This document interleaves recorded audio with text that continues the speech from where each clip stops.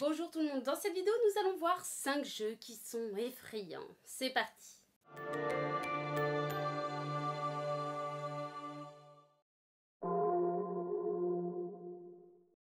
Lone Survivor est un jeu de type Survival Horror développé par Jasper Byrne pour Superflat Games sorti en 2012. On y incarne un jeune homme qui s'aperçoit qu'il se trouve dans une ville ravagée remplie de créatures étranges et de dangers. Le personnage connu sous le nom de You doit naviguer dans un immeuble en ruine pour trouver de la nourriture, des ressources et des réponses sur ce qui s'est passé. Visuellement en pixel art, un régal si on aime ce genre de jeu. Tout d'abord, l'ambiance marquante du jeu est véritablement remarquable.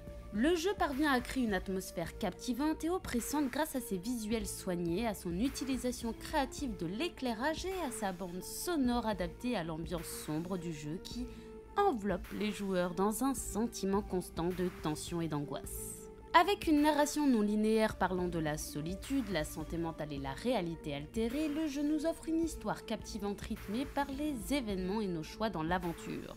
À vous de devoir gérer l'inventaire, la recherche de nourriture et de ressources ainsi que la gestion de la santé mentale du personnage principal car vos choix auront un réel impact sur l'état mental du protagoniste et sur le déroulement de l'histoire. Exploration et réflexion seront les deux mots qui vous accompagneront durant toute votre aventure horrifique. Un jeu donc très angoissant mais fascinant. Penumbra Black Plague est un jeu vidéo d'horreur développé par Frictional Games et sorti en 2008. Il s'agit de la suite directe du jeu Penumbra Ouverture et il se distingue par son ambiance oppressante et immersive, son gameplay basé sur l'exploration et ses énigmes bien réfléchies et stimulantes. Son environnement sombre et sa conception sonore réaliste et angoissante rendent l'expérience très prenante et sait faire appel à nos peurs. Le gameplay est quant à lui efficace et sait nous donner pas mal de sensations imprégnantes et graphiquement, bon, ce n'est pas son atout, mais c'est pas si mal et c'est pas le plus important au final, car ici, le jeu est tellement bon qu'on ne reste pas sur ce petit défaut. On incarne Philippe, le protagoniste du premier jeu, et l'histoire reprend là où Penumbra Ouverture s'est arrêtée et suit Philippe alors qu'il continue d'explorer ce lieu sombre et ténébreux et est de nouveau confronté à des énigmes, des ennemis et des mystères liés à une force surnaturelle. Cet opus repose sur une atmosphère d'horreur et de terreur psychologique dans laquelle la tension et l'incertitude sont omniprésentes avec une histoire qui se dévoile au fur et à mesure et qui sait nous intriguer. Le jeu sait provoquer une sorte d'engagement émotionnel chez le joueur, immersif, on est dedans et on vit cette aventure horrifique à fond, un très bon opus. Personnellement, j'ai adoré ce jeu. The Sinking City est un jeu vidéo d'aventure développé par Frogwares, sorti en 2019. Ce n'est pas un jeu d'horreur à proprement parler, mais un jeu sombre et ténébreux qui se déroule dans un univers Lovecraftien dans la ville fictive d'Oakmont, au Massachusetts. Envahi par les eaux et par des créatures terrifiantes. On y incarne Charles Reed, un détective privé qui arrive dans la ville pour enquêter sur ses visions étranges et les mystères qui entourent la catastrophe. On sait bien que Lovecraft n'est pas facile à adapter, mais ce jeu ne s'en sort pas si mal. Il est d'ailleurs plutôt bon, avec ses environnements sombres et délabrés, ses rues inondées, les bâtiments en ruine et les effets sonores atmosphériques, le jeu est totalement dans l'esprit Lovecraft et est très immersif. L'exploration dans ce monde ouvert est constamment captivante, avec ses secrets très intéressants. Les mécaniques d'enquête, la collecte d'indices et la recherche de preuves sont au cœur du gameplay, c'est le principal atout du jeu, faisant appel à notre observation et notre souci du détail. L'expérience de jeu est très agréable et je le conseille pour tous les fans de jeux d'enquête et amoureux des œuvres de Lovecraft. Doki Doki Literature Club est un jeu vidéo d'horreur psychologique développé par Team Salvato et sorti en 2017. Bien qu'il commence comme un jeu de simulation de drague innocent, il évolue rapidement en une expérience intense et perturbante.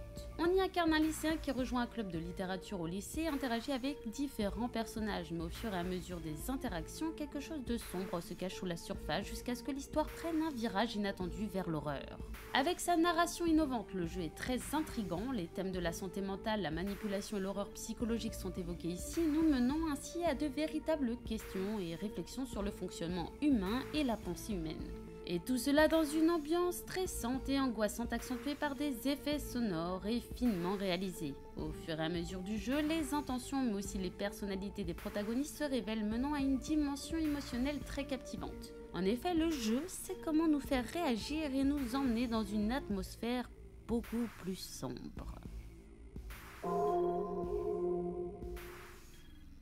The Forest est un jeu vidéo de survie développé par NA Games et sorti en 2018. Le jeu se déroule dans un environnement forestier hostile où on incarne un survivant d'un crash d'avion qui se retrouve sur une île forestière isolée qui devra ainsi faire face aux dangers extérieurs et partir à la recherche de son fils qui lui-même a survécu au crash. Le jeu se distingue par son gameplay de survie réaliste, son exploration immersive et ses éléments d'horreur. Chasser, collecter des ressources, construire des abris et gérer sa santé, sa faim et sa soif pour survivre aux menaces comme une tribu hostile par exemple, tel sera votre quotidien.